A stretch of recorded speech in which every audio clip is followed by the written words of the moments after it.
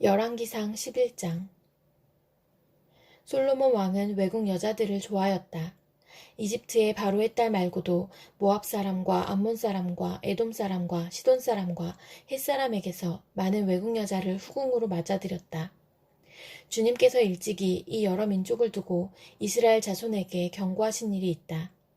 너희는 그들과 결혼을 하고자 해서도 안 되고 그들이 청혼하여 오더라도 받아들여서는 안 된다. 분명히 그들은 너희의 마음을 그들이 믿는 신에게로 기울어지게 할 것이다 하고 말씀하셨다. 그런데도 솔로몬은 외국 여자들을 좋아하였으므로 마음을 돌리지 못하였다.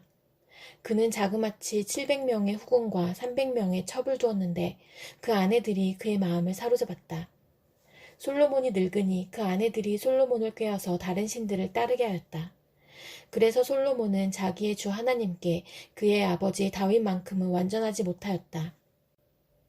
솔로몬이 시돈 사람의 여신 아스다롯과 암몬 사람의 우상 밀곰을 따라가서 주님 앞에서 악행을 하였다. 그의 아버지 다윗은 주님께 충성을 다하였으나 솔로몬은 그러하지 못하였다.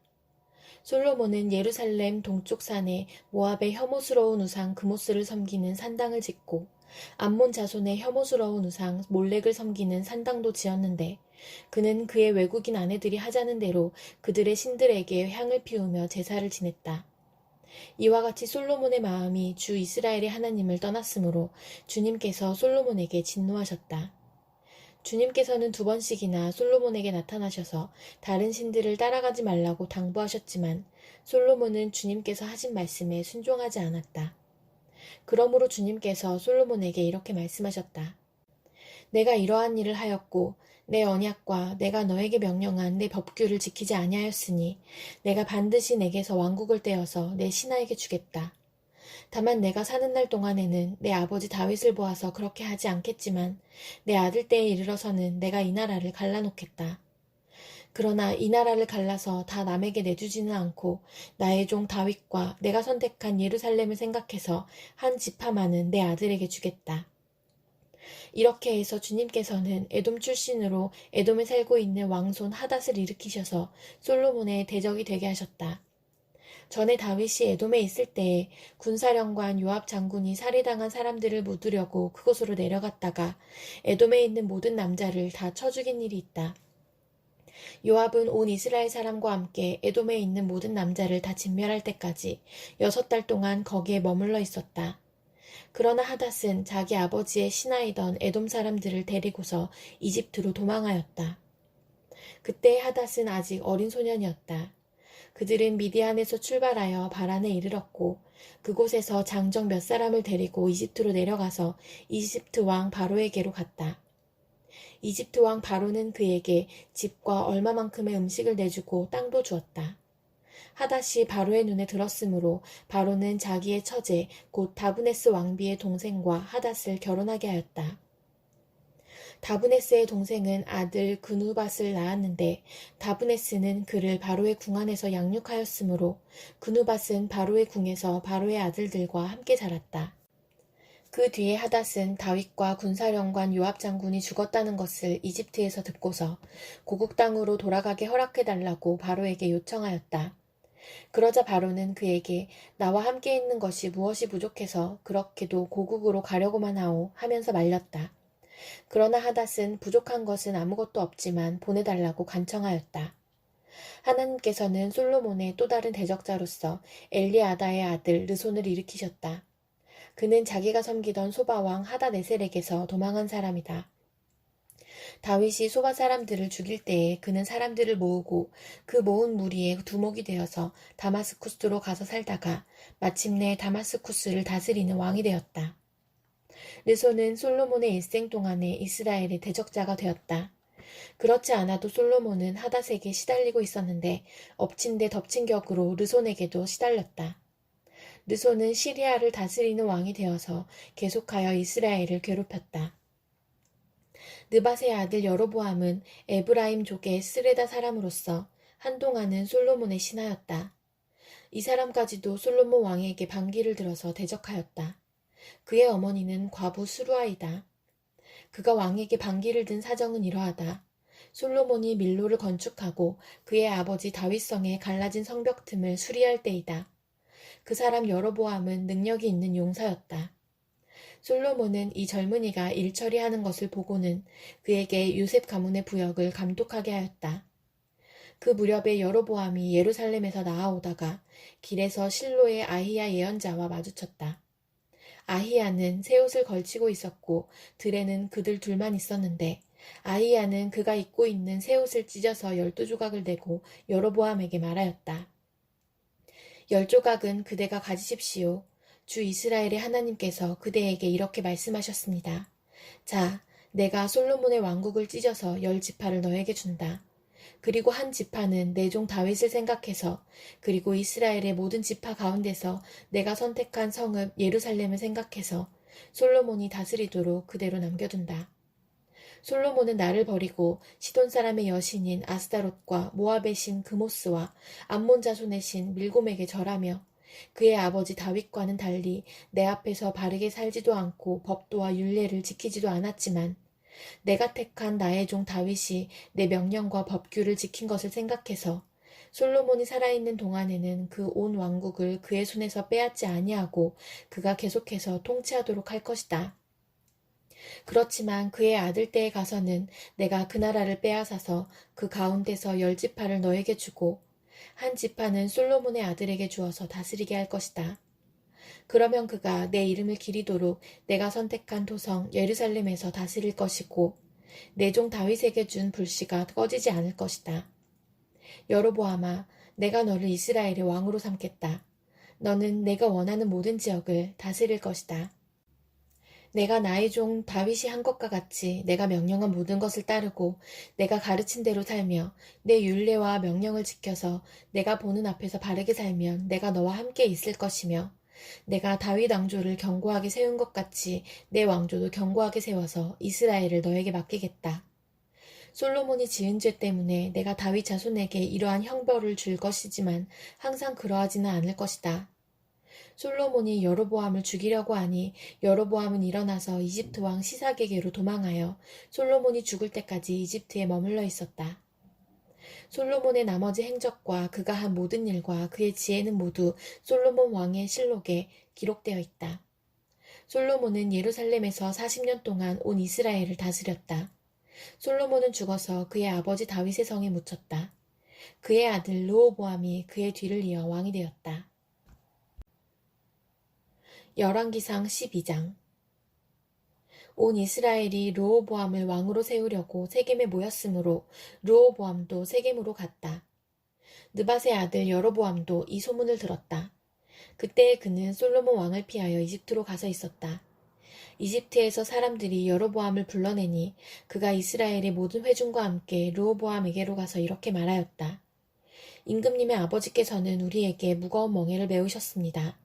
이제 임금님께서는 임금님의 아버지께서 우리에게 지워주신 중노동과 그가 우리에게 메워주신 이 무거운 멍에를 가볍게 해주십시오. 그러면 우리가 임금님을 섬기겠습니다. 르호보암이 그들에게 말하였다. 돌아갔다가 사흘 뒤에 나에게로 다시 오도록 하시오. 이 말을 듣고서 백성들은 돌아갔다. 르호보암 왕은 부왕 솔로몬이 살아있을 때에 부왕을 섬긴 원로들과 상의하였다. 이 백성에게 어떤 대답을 해야 할지 경들의 충고를 듣고 싶소. 그들은 르호보암에게 이렇게 대답하였다. 임금님께서 이 백성의 종이 되셔서 그들을 섬기려고 하시면 또 그들이 요구한 것을 들어주시겠다고 좋은 말로 대답해 주시면 이 백성은 평생 임금님의 종이 될 것입니다. 원로들이 이렇게 충고하였지만 그는 원로들의 충고를 무시하고 자기와 함께 자란 자기를 받드는 젊은 신하들과 의논하면서 그들에게 물었다. 백성들이 나에게 부왕께서 메워주신 멍에를 가볍게 하여 달라고 요청하고 있소. 이 백성에게 내가 어떤 말로 대답하여야 할지 그대들의 충고를 듣고 싶소. 왕과 함께 자란 젊은 신하들이 그에게 말하였다. 이 백성은 임금님의 아버지께서 그들에게 메우신 무거운 멍에를 가볍게 해달라고 임금님께 요청하였습니다.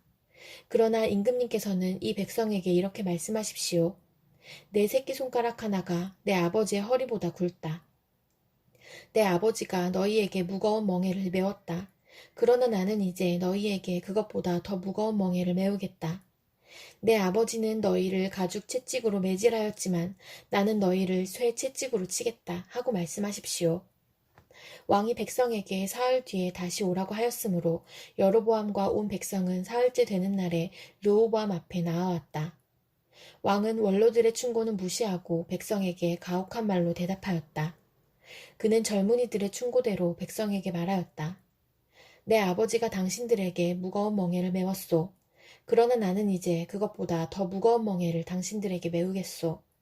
내 아버지는 당신들을 가죽 채찍으로 매질하였지만 나는 당신들을 쇠 채찍으로 치겠소. 왕이 이렇게 백성의 요구를 들어주지 않은 것은 주님께서 이를 그렇게 뒤틀리게 하셨기 때문이다.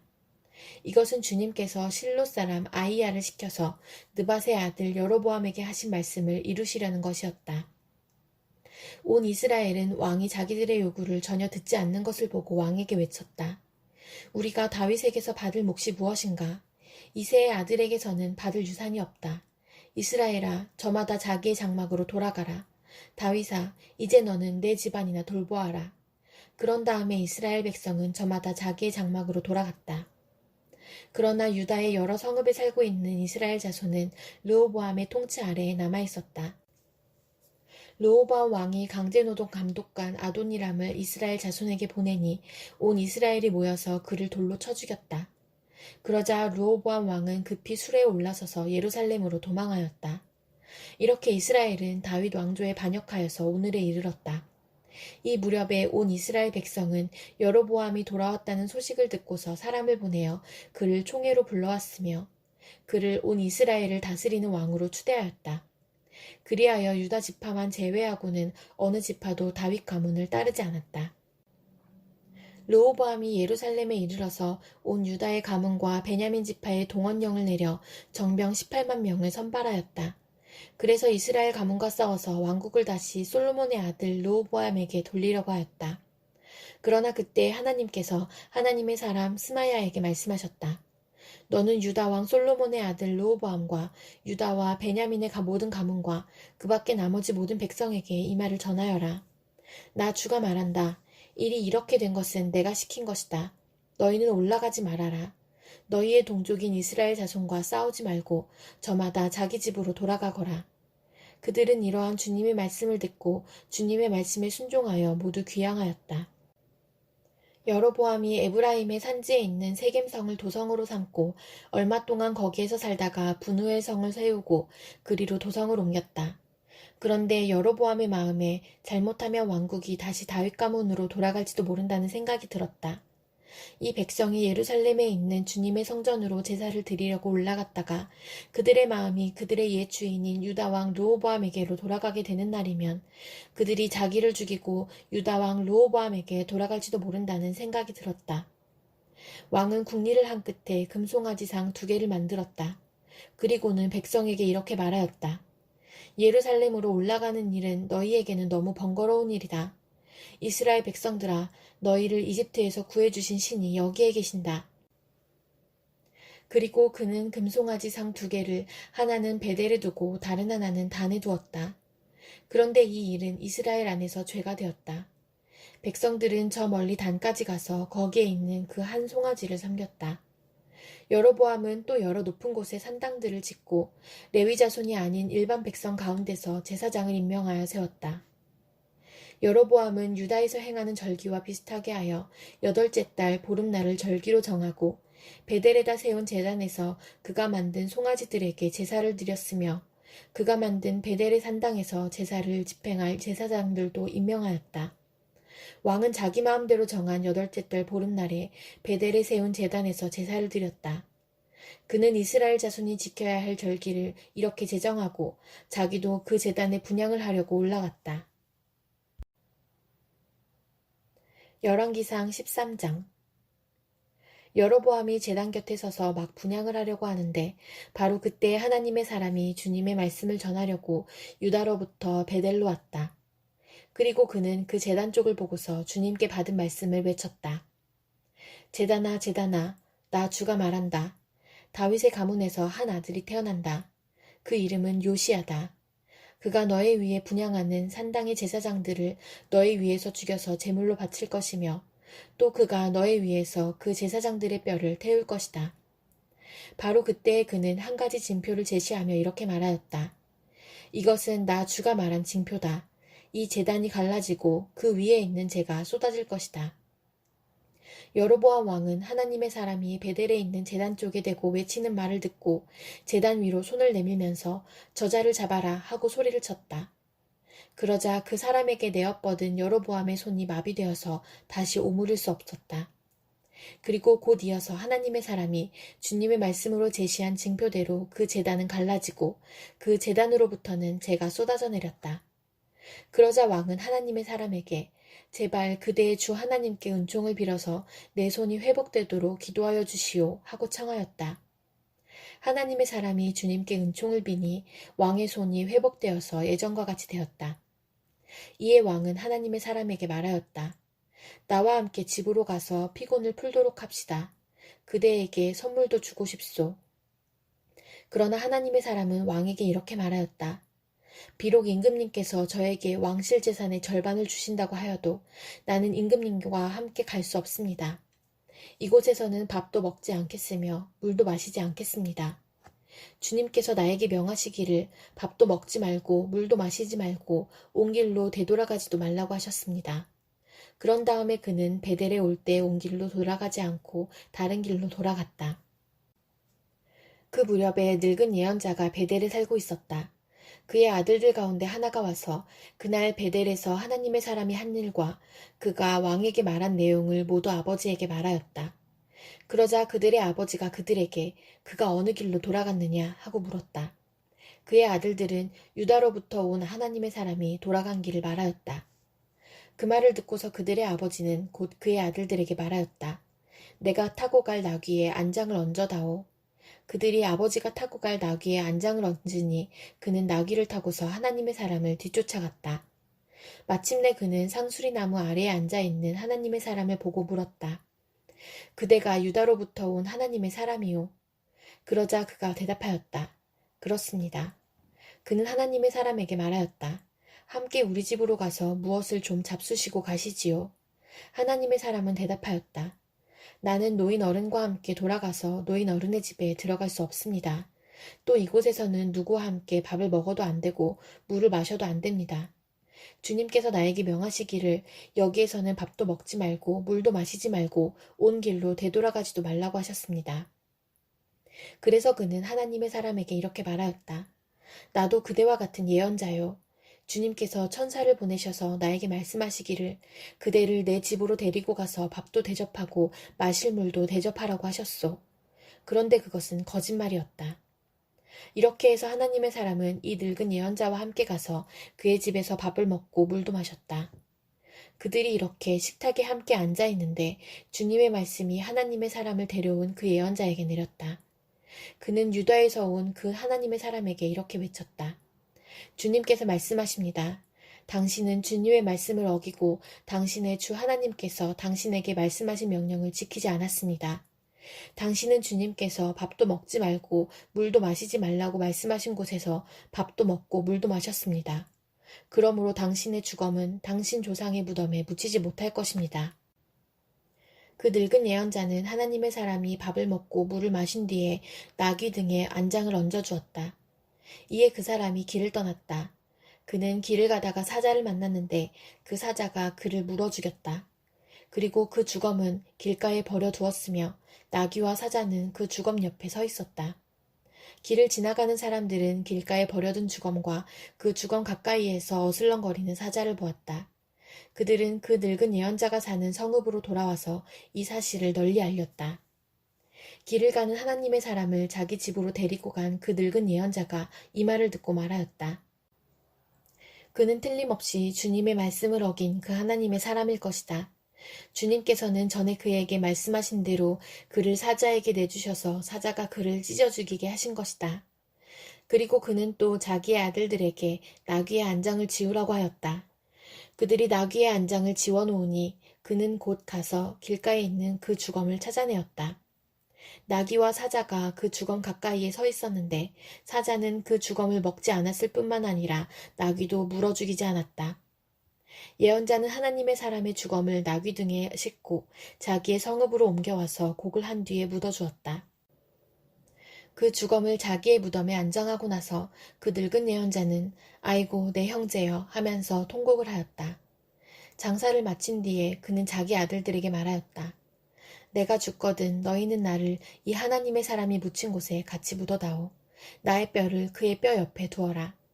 그가 주님의 말씀을 받아서 베델에 있는 제단과 사마리아 성읍 안에 있는 모든 산당을 두고 맺힌 그 말씀이 그대로 이루어질 것이다.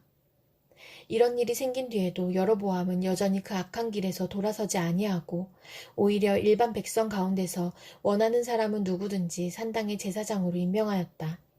그런 일 때문에 여로보암 가문은 죄를 얻었으며 마침내 땅에서 흔적도 없이 사라졌다.